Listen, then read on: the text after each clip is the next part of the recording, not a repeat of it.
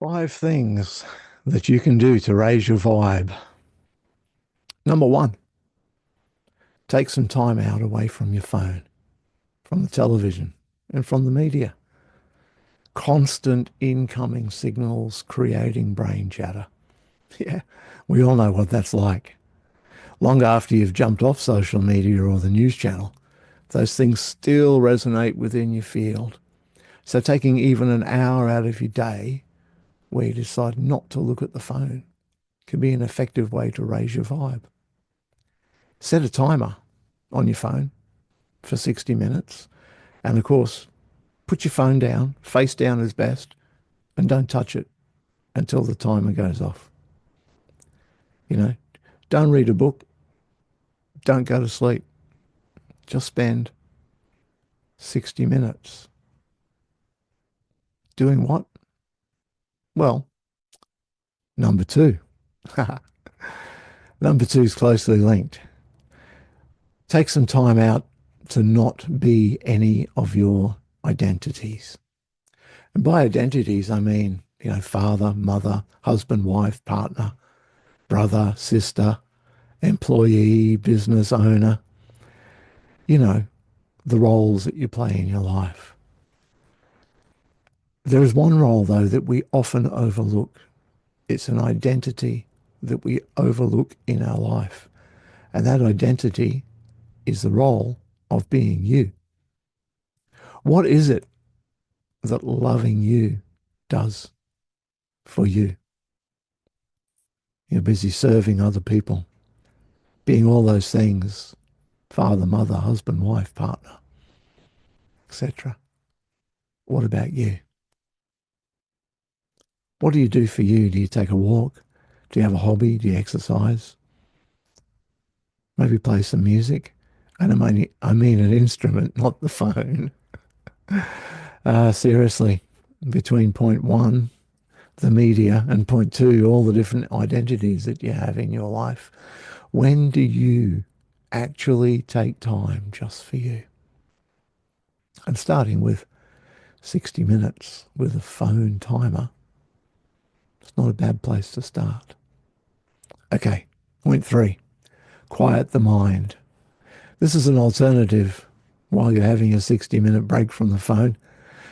Meditation, hey, it's not necessarily about quieting the mind.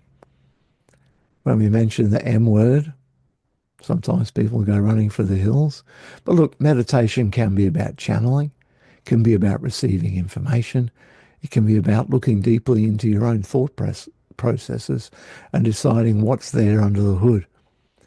But between your thoughts, between your feelings, and between your emotions, there is a space.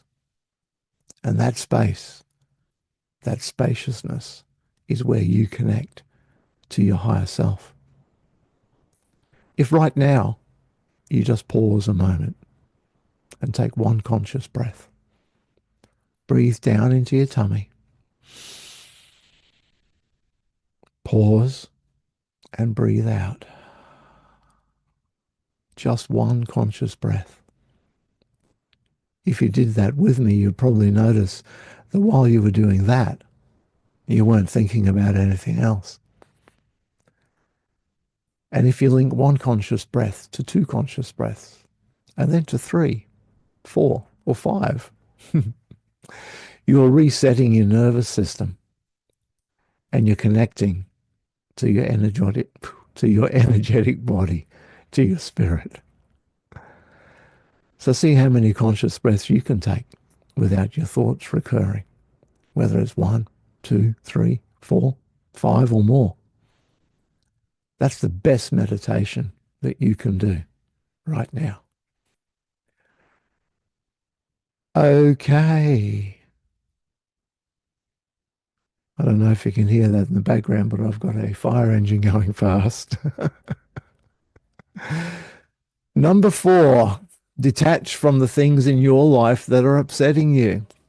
Okay, this one takes a little bit of time to master, but there is a little switch up there in your mind, maybe it's in your spirit, that when you find it and you switch it, you can switch off from the things that are troubling you actually works. It'd be great if we could all be in the present now moment and not be thinking of the things that trouble us all the time. But if you spend just a little bit of time in your day, giving yourself some time out from the thing that bothers you, then you'll have the peace of mind to say to yourself, why does this bother me? Getting that little bit of space again. Space between the things, the thoughts, feelings, and emotions. The space within which you can ask yourself, what is it that attracted this to me in the first place? What belief must I hold to have been upset by this thing that happened? Because the saying is true that the meaning that you ascribe to an event is the belief that drew it to you in the first place. Okay, number 5, hang out with like-minded people. It doesn't matter whether you have a group of people you get together with in person or if you jump on a group on Zoom or what it might be. But there's one proviso. Guys, it's not about going to the pub and having a whinge about your work and about your wife, okay? It's not that sort of like-minded that I'm talking about. And girls, it's not about go and grab a coffee down the coffee shop and have a little whinge about the things in your life that you're not happy with. That's not what I mean.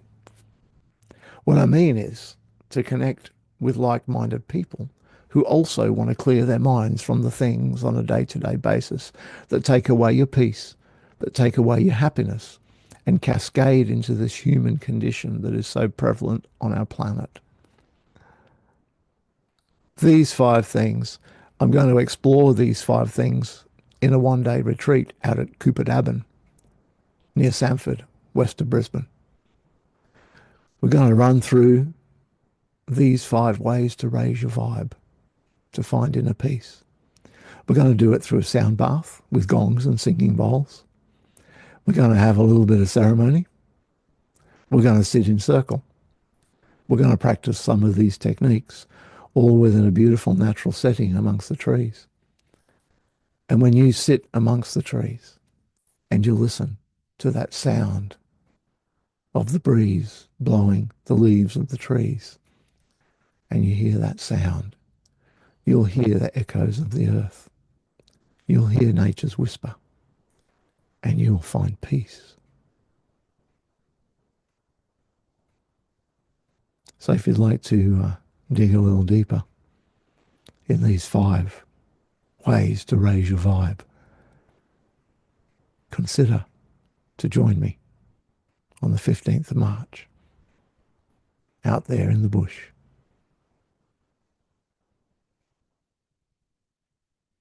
You'll find the ticket link in the comments or wherever you got this or heard this.